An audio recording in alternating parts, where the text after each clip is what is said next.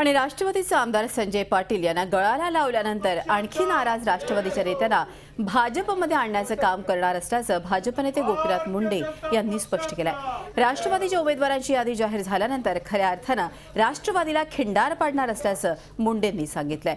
तसंच भाजप सोडून गेलेल्यांनाही स्वगृही परत आणणार असल्याचा निर्धार त्यांनी व्यक्त केला।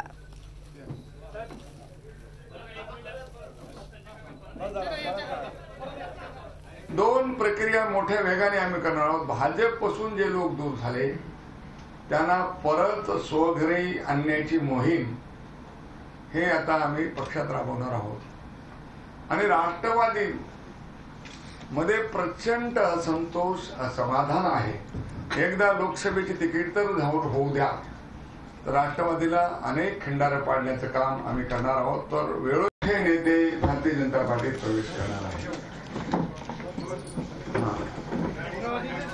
राष्ट्रवादीच्या आम्ही मागे लागलेलो आहे। झी 24 तास रहा एक पाऊल पुढे।